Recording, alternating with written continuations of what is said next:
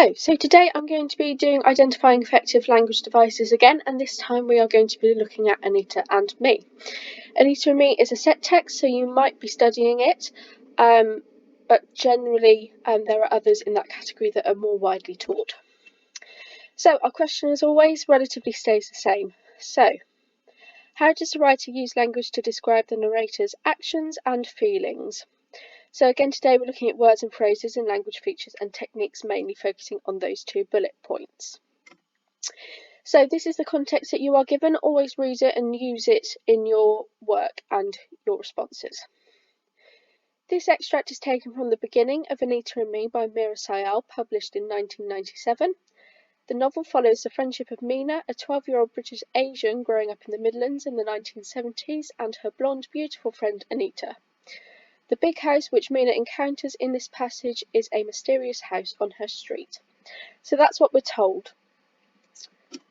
We can always infer stuff from that and use that information in our answer. So this is the extract. Maybe someone from the big house would come out and save me. The big house, as gloomy and roomy as a set from a Hammer horror film, was the only building set apart from the main road and lay at the end of an uneven track which began 500 yards from our front door. The big house occupied its own island of private grounds, shielded by high mournful trees and barbed wire fence. 2 ancient lopsided wooden signs declared no trespassers and another beware of guard dogs. The latter featured a slathering Doberman frothing at the mouth, except the paint had peeled around his muzzle, replacing what were once ferocious teeth with flaking splinters, so he looked like he was chewing on a loo brush. On windy nights, the trees around the big house, a thicket of towering chestnuts and poplars, which sometimes blocked the sun and filtered damp green light into my bedroom, would talk to me urgently, telling me to open the window, spread my arms, and flap over the fields to their waiting branches. So let's have a look at our paragraph and what I've chosen to talk about. So I've chosen to look at personification, and I've picked out 2 quotations there that I'm going to use in my answer. So this is what a good one looks like for you.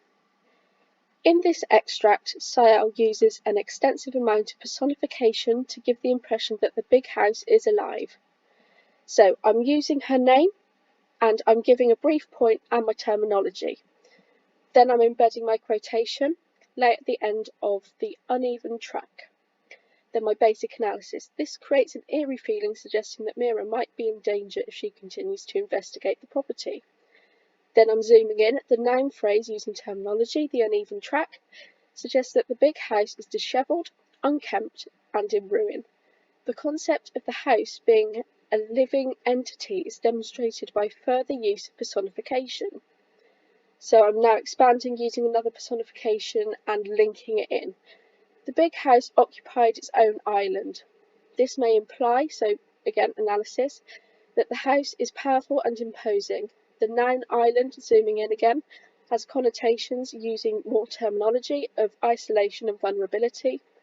The reader may therefore conclude that the house has been abandoned for a particular reason, further adding to the sense of mystery.